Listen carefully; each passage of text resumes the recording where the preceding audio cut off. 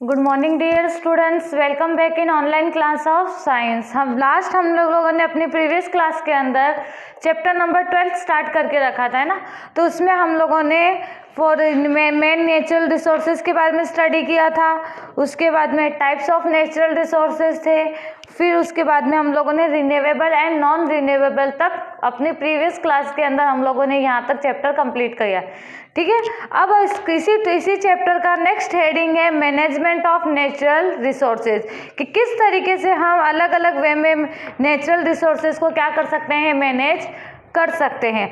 तो first one जो आपका है हेडिंग है वो है judicious use and conservation. Judicious का मीन्स होता है कि एक सही तरीके से, उचित तरीके से उसको क्या करना है, यूज करना है, मतलब जो कुछ भी कंजर्व किया हुआ है। For example coal and petroleum जो हमें क्या करना है, नेचुरल रिसोर्सेज है जिसको हम क्या करते हैं, काफी हद तक कंजर्व करने की कोशिश करते हैं ना।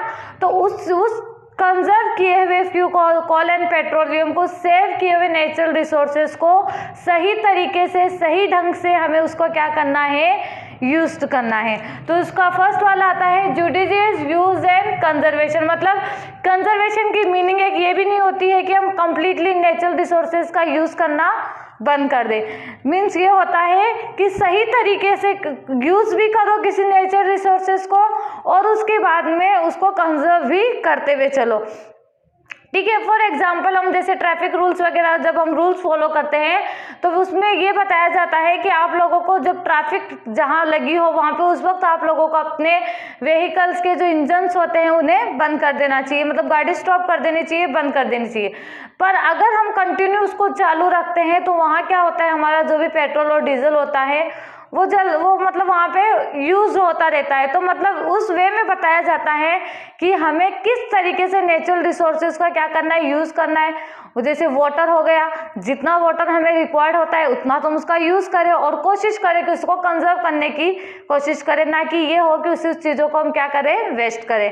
फॉर एग्जाम्पल फॉरेस्ट है, फॉरेस्ट जो होता है वो हमारा सबसे ज़्यादा मेन इम्पोर्टेंट क्या है, नेचुरल रिसोर्सेज है। जैसे ही हम डिफॉरेस्टेशन करते हैं हमें बहुत सारी प्रॉब्लम से क्या करना पड़ता है, सफ़र करना पड़ता है ना। तो इन्हीं चीज़ों को रोकने के लिए हम क्या करते हैं, कंजर्वेशन करना स्टार्ट करते हैं, ताकि उन चीज़ों को, कंजर्वेशन का मीन्स ये हो जाएगा कि उन चीज़ों को हम यूज़ भी कर रहे हैं और साथ ही साथ उनको सेव भी करते हुए चल रहे हैं, ठीक है।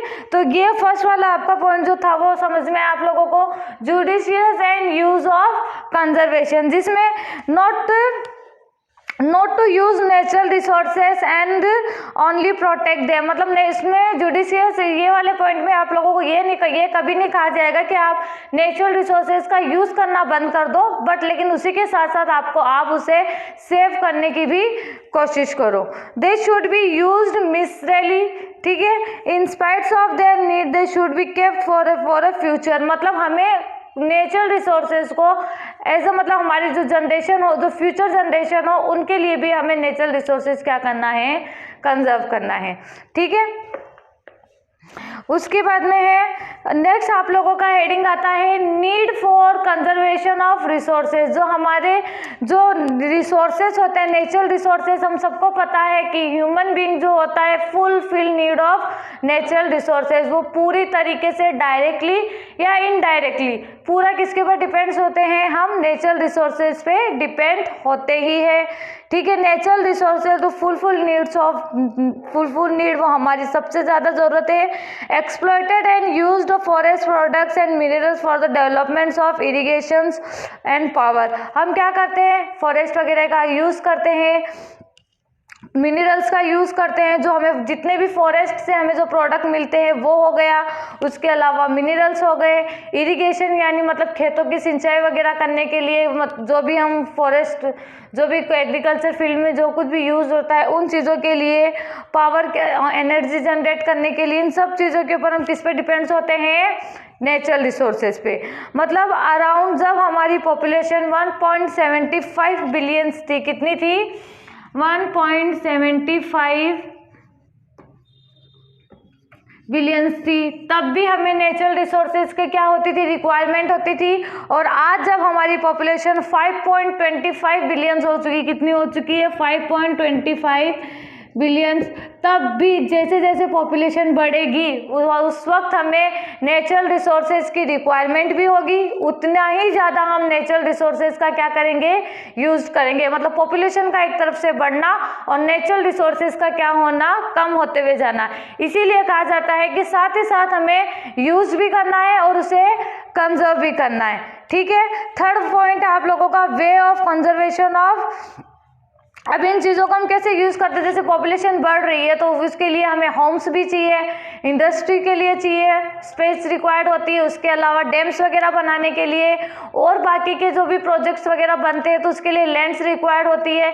और जब वो लैंड्स रिक्वायर्ड होती है तो ऑब्वियसली ये बात होने ही वाली है कि सबसे पहले क्या होता है, डिफॉरेस्टेशन होता है।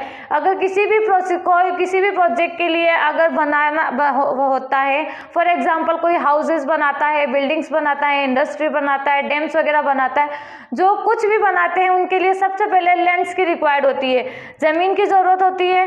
अब ये ज़मीन हमें मिलेगी कहाँ से, डिफॉरेस्टेशन होगा तभी तो ज़मीन मिलेगी ना। ठीक है, तो ये डिफॉरेस्टेशन करने से पूरा हमारा नेचर था वो पूरा डिस्टर्ब हो चुका है। तो यही सब चीज़ें हैं कि जिनसे मतलब हम अपनी ही ज़रूरतों के लिए हम क्या करते हैं, किस तरीके से हम नेचुरल रिसोर्सेज का यूज़ करते हैं। थर्ड पॉइंट है way of conservation of resources. ये वाला थर्ड पॉइंट है कि किस तरीके से हम नेचुरल रिसोर्सेज को क्या कर सकते हैं, कंजर्व कर सकते हैं। नेचुरल रिसोर्सेज जो होता है वो क्या है, हमारा कैपिटल है। क्या है, natural resources is our capital. It is essential to search the alternate option for the limited resources. अब हमें क्या करना है, एक ऐसा प्रोसीजर मतलब फाइंड आउट करना है जिससे जो लिमिटेड रिसोर्सेज है, कोल, पेट्रोलियम, नेचुरल गैसेज है ना, ये सब लिमिटेड रिसोर्सेज है।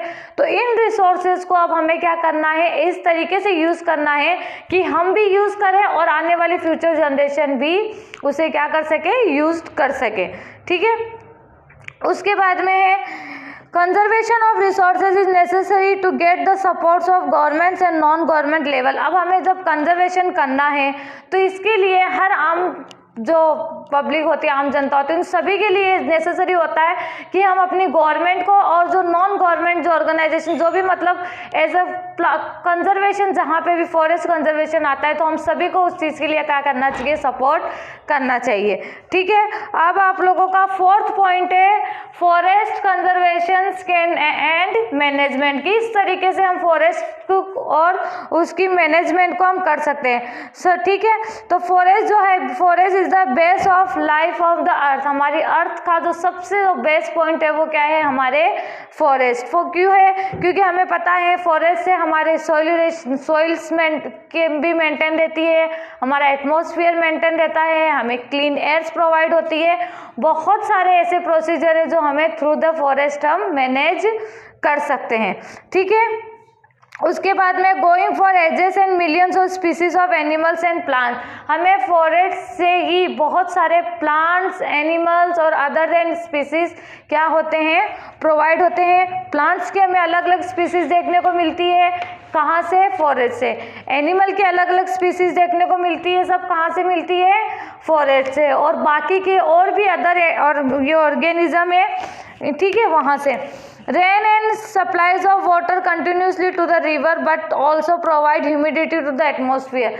जो रेन वाटर होता है वो हमें पता है कि वो क्लाउड फॉर्मेशन होता है, फिर रेन आती है, फिर जितना भी रेन वाटर होता है वो रिवर में, लेक्स में, पॉन्ड्स में सेव्ड होता है। जब रेन ही नहीं होगी तो क्या ये इतना सारा वाटर हम कहाँ से सेव कर पाएंगे। ठीक है, तो ये किससे कनेक्टेड है, फॉरेस्ट से।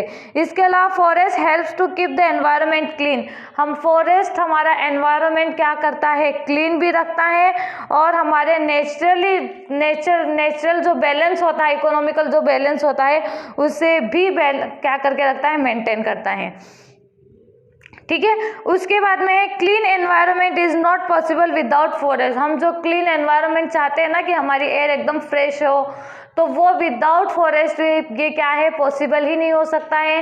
क्योंकि आप लोगों को पता है जो नीम ट्री होता है ना वो सबसे ज़्यादा हमें ऑक्सीजन प्रोवाइड करता है और हमारी जो एयर को भी क्या करता है, साथ ही साथ प्यूरिफाई करता है। तो फॉरेस्ट हमारे लिए क्यों ज़रूरी है ये मैं आप लोगों को बताती जा रही हूँ कि अगर हमें फॉर एग्जाम्पल हम ह्यूमन बींग है, हमें लाइव रहने के लिए, जिंदा रहने के लिए हमें ब्रीथिंग प्रोसीजर भी हमारा होता है। ब्रीथिंग प्रोसीजर के लिए हमें नेसेसरी है ऑक्सीजन, और ऑक्सीजन हमें कहाँ से मिलेगा? एयर से। एयर में ऑक्सीजन कहाँ से आएगा? Through the plant. ठीक है, उसके बाद में timber as well as the increase in the prices. अब आज के टाइम पे जैसे टिम्बर का मीन्स होता है लकड़ी, है ना, तो आज के टाइम पे जो लकड़ियों का जो डिमांड जो बढ़ा है वो क्या है? काफ़ी, जैसे पॉपुलेशन बढ़ रही है इन चीज़ों की भी डिमांड्स क्या हो रही है? बढ़ती चली जा रही है। तो जैसे जैसे ये बढ़ रही है इनकी प्राइस भी बढ़ रही है, लेकिन लॉस किसको हो रहा है? हमारे नेचर को, क्योंकि हम क्या कर रहे हैं? अपनी ज़रूरत के अकॉर्डिंग, अपनी फैसिलिटी के अकॉर्डिंग हम प्लांट्स की लकड़ियों को कटिंग करते हैं, और वो कटिंग करने के चक्कर में डिफॉरेस्टेशन कर रहे हैं, तो हम अपने पूरे नेचर को पूरा क्या कर रहे हैं? डिस्टर्ब कर रहे हैं। ठीक है, उसके बाद में in the absence of trees the fertile soil flows away with the rain. अगर ट्रीज ही नहीं होंगे तो हमारी जो लैंड्स होगी वो क्या नहीं होगी? फर्टाइल्स नहीं होगी। इसके अलावा फिर क्या है? 115,000 species of flowering plants and double on the number of on the remaining flora species are found in India. Only 50% of all available species of plants of economic importance. आप लोगों को पता है कम से कम 15,000 से ज़्यादा स्पीसीज प्लांट्स की, और उसके अलावा भी बहुत सारे और स्पीसीज थी, लेकिन आज के टाइम पे सभी के सब रिड्यूस होकर के 15% रह गया है। जो हमारे इकोनॉमिक जो इम्पोर्टेंस होते हैं स्पीसीज के, वो भी क्या है? थ्रेटेंड है।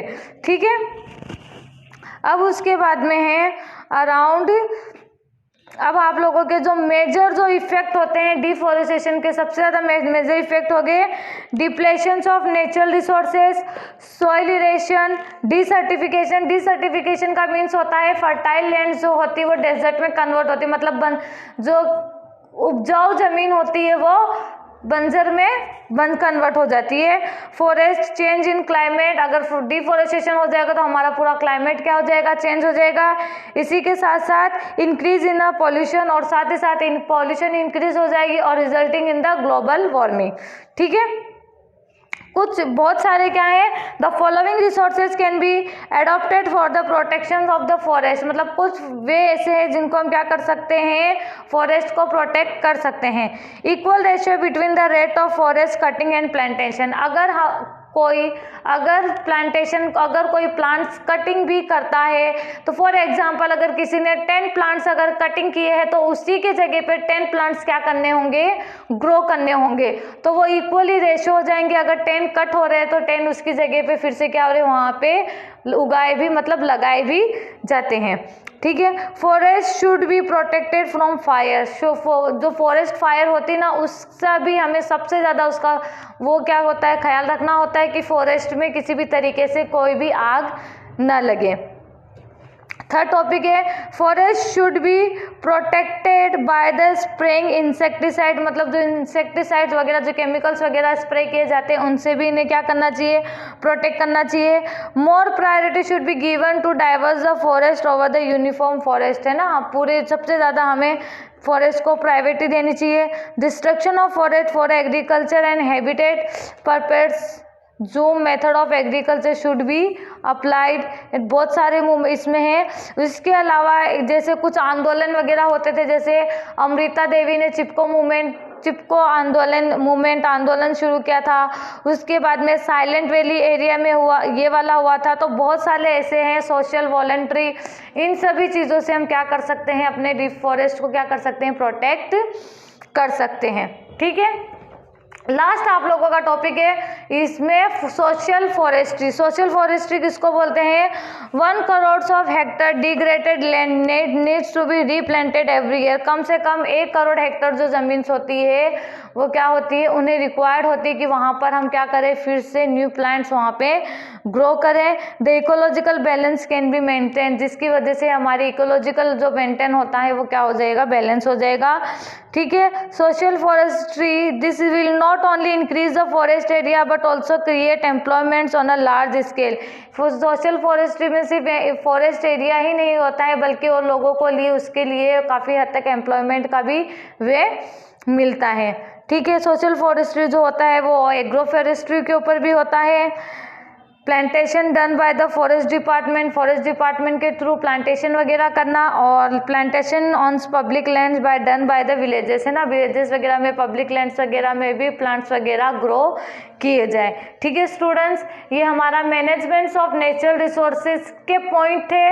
1 judicious and use of conservation, need for conservation, way of conservation of resources and forest conservation can and management and social forestry, ये पांचों point management of natural resources में आएंगे। ठीक है, अब इसके बाद में जो आपका टॉपिक बचेगा कंजर्वेशन ऑफ वाइल्ड लाइफ, ये हम conservation of wild life and water conservation and management, और इसके आगे के जो अभी टॉपिक्स है वो हम अपनी नेक्स्ट प्रीवियस क्लास में क्या करेंगे, कंटिन्यू करेंगे।